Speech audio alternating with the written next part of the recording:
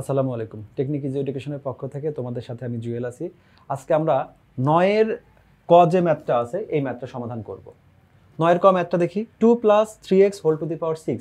এই ম্যাথটা দেখে আমরা কি বুঝতে পারছি, যেটা হলো অ্যাকচুয়ালি আমাদের x + y whole to the power n, এই আমাদের সূত্রটা ইউজ হবে। 1 থাকলে সেটা আমাদের 1 + y সূত্রটা। এখন এই বিস্তৃতি সহজ করে দিল কোথায়, এখানে টু দি পাওয়ার যেহেতু 6 আছে আমরা এটা 7 পদ পর্যন্ত বিস্তৃত করতে পারি, কিন্তু ওরা বলছে 4টা পদ পর্যন্ত বিস্তৃত করলেই হবে। তাহলে 7টা পদ পর্যন্ত বিস্তৃত করা সম্ভব, আমরা 4 পদ পর্যন্ত এটা বিস্তৃত করব। তো বিস্তৃতের সূত্রগুলো দেখি।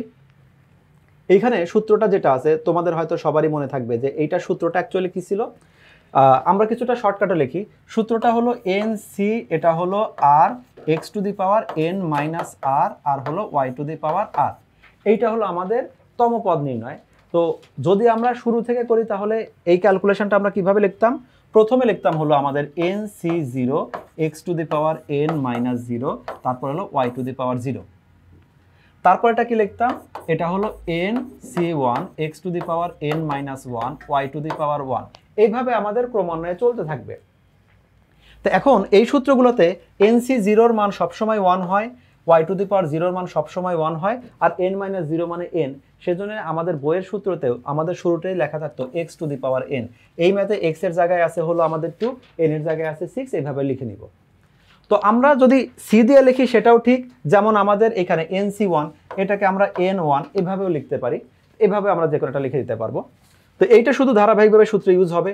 তো প্রথমটাতে এখানে যেটা আছে, এখানে কিন্তু আমাদের অ্যাবসেন্ট আছে কি দুইটা জিনিস। এখানে আমাদের অ্যাকচুয়ালি ছিল হলো 60, এই 60কে কিন্তু আমরা 6c0 বলতে পারি। আর এইখানে এর শুরুতে আর শেষে কি ছিল, শেষে ছিল হলো 3x হোল টু দি পাওয়ার 0, এইভাবে আমাদের ছিল। তো 3 টু দি পাওয়ার 0 মানে 1, আর 60 মানে হলো 1, সেজন্য ওই দুইটা না লিখে আমরা 2 টু দি পাওয়ার 6 লিখলাম। আমরা এবার 4টা পদ পর্যন্ত যাব। চেঞ্জ হবে কি, আমরা জানি প্রথমটার পাওয়ার অর্থাৎ x এর পাওয়ার আমাদের ধীরে ধীরে 0 হয়ে যাবে, n থেকে আমাদের ডিক্রিজ হতে হতে 0 হয়ে যাবে। আর আমাদের y এর পাওয়ার কি হবে, এখানে y এর পাওয়ার 0, এটা ধীরে ধীরে ইনক্রিজ হবে কতটুকু পর্যন্ত, n পর্যন্ত। এই ম্যাথে n এর জন্য হলো আমাদের 6। আমরা একটা একটা করে চেঞ্জ দেখি। এখানে 2 টু দি পাওয়ার 6 আছে, n0 আছে, পরেরটা দেখো n1, এর পরেরটা দেখো n2, এর পরেরটা দেখো n3, এইভাবে চলে আসছে। আমাদের অলরেডি 4টা পদ চলে আসছে। অ্যাকচুয়ালি এখানে কি ছিল, শুরুতে ছিল n0, তারপরে n1, n2, n3, আমাদের 4টা পদ হয়ে গেল। পরে কি x এর কাজ, x শুরুতে ছিল x টু দি পাওয়ার আমাদের ছিল 6, 6 এর পরে হয়েছে 5, 5 এর পরে 4, 4 এর পরে 3, এটা চলে আসলো। পরে এইখানে 3x এর পাওয়ার ছিল 0, 3x এর পাওয়ার হয়েছে 1, 3x এর পাওয়ার হয়েছে আমাদের 2, 3x এর পাওয়ার হয়েছে 3, এইভাবে চলে গেলাম। তো খেয়াল রেখো 4 পদ পর্যন্ত করতে বলছে, বাকিটা করার দরকার নাই। যেহেতু ম্যাথটা আমাদের 4 পদ করতে বলছে, কিন্তু ম্যাথটা আরও শেষে 3টা পদ ছিল, এই জন্য প্লাস দিয়ে ডট ডট আমরা লিখে দিলাম যে এখানে আরও কিছু পদ আছে, কিন্তু সেগুলো আমাদের লেখার প্রয়োজন নাই, জন্য আমরা লিখি নাই। এরপরে যেটা হবে, শুধুমাত্র এখানে ক্যালকুলেশনগুলো হবে। এই ক্যালকুলেশনগুলো তোমরা যদি ক্যালকুলেটরে উঠাও সেক্ষেত্রে হবে এই লাইন না লিখে তুমি সরাসরি অ্যান্সার লিখতে পারো, এই লাইনে চলে আসতে পারো, সরাসরি করতে পারো। এরকমটা যদি দেখায় দাও তাতে কোনো সমস্যা নাই, বাট আমরা তোমাদেরকে বোঝানোর জন্য ভেঙে ভেঙে দেখাইছি। তোমার জন্য সবচেয়ে ভালো হয় তুমি ক্যালকুলেটর ইউজ করো, সেক্ষেত্রে ভুল হওয়ার পসিবিলিটিটা খুব কম হয়।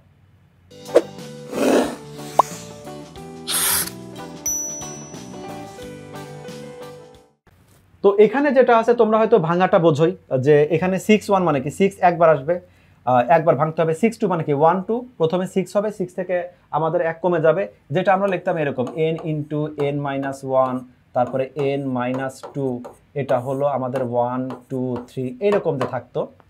তো আমরা 3 এর জন্য দেখি। তো n মানে 6, n-1 মানে হলো 6-1 মানে 5, n-2 মানে 6-2 মানে 4। আমরা এইভাবে লিখে দেখাতে পারি। আর ক্যালকুলেটরে সরাসরি ইউজ করব কিভাবে, প্রথমে যেটা 2 to the power 6, 2 to the পাওয়ার 6, আমরা ক্যালকুলেটরে সাধারণত 2 আছে, এরকম একটা সাইন আছে, তারপরে আমি 6 যদি দেই তাহলে এইটাই হবে আমাদের 2 টু দি পাওয়ার 6। এইটা লিখে আমরা সরাসরি লিখতে পারি এখান থেকে। এই লাইন কিন্তু আমরা শো করছি না, সরাসরি আমরা দ্বিতীয় লাইনে চলে আসলাম, তাহলে 64 আমরা পেয়ে যাব, ইকুয়াল দিলে 64 আসবে। তারপরে 6-1, 6-1 এটা আমরা জানি, 6-1 মানে 6, 7-1 মানে 7, এখানে 6-1 বলতে 6c1 বোঝাচ্ছে, 6-2 মানে 6c2 বোঝাচ্ছে। তো আমরা 6-1 দ্বিতীয় যে ক্যালকুলেশনটা, দ্বিতীয় হলো 6-1 মানে হলো আমাদের শুধুমাত্র উঠাই, 6-1 মানে হলো আমাদের 6, 2 to the power 5 into 2 to the power এটা 5, তাহলে রেজাল্ট আসলো কত 192, এর সাথে আবার 3 আছে, ইন্টু 3 দিলে এটা 576, ক্যালকুলেটর দিয়ে দেখলাম এটা হলো 576, এটা লিখলাম, এক্স এক্সই থাকবে। আমি সরাসরি এই ক্যালকুলেশনটা লিখলাম। এবার আমরা এই ক্যালকুলেশনটা দেখি, এটা আছে 6 2, ক্যালকুলেটরে শুধু আমরা উঠাবো 6, শিফট দিয়ে ভাগ দিলে সি আসবে, শিফট দিয়ে ভাগ দিলে কিন্তু সি আসবে, এর সাথে 2 দিলাম, রেজাল্টটা আসলে হলো 15।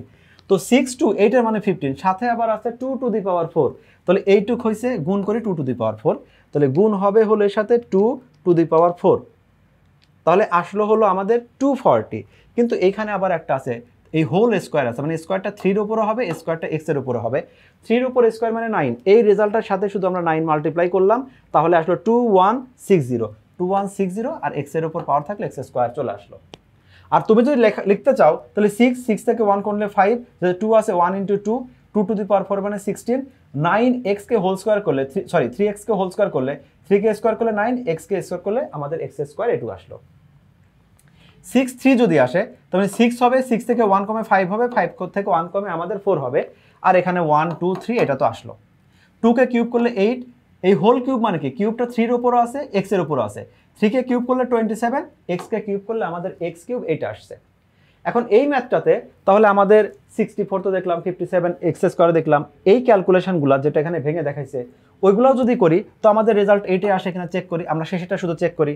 তাহলে প্রথমটা কি আছে 6 3, 6 শিফট দিয়ে ভাগ দিলে সি আসলো, 3 দিলাম, রেজাল্টটা আসলো হলো আমাদের 20, তাহলে এই শুধুমাত্র 6 3 এইটার জন্য আসছে 20, সাথে আছে 2 কিউব, তার মানে এখানে হবে ইন্টু 2 কিউব, মানে আমি একবারই লিখে দিতে পারি 8, রেজাল্টটা আসলে হলো 160, এখানে এখন আছে 3 কিউব, 3 কিউব মানে 27, তুমি যদি বসাতে পারো ভালো, নাহলে চাইলে তুমি এখানেও এইখানে কি করতে পারো 3 কিউব দিতে পারো, 3 টু দি পাওয়ার 3 দিলে আমাদের আসলে 4320, যে 4320 লিখে দিলাম, এক্স কিউব মানে এক্স কিউব।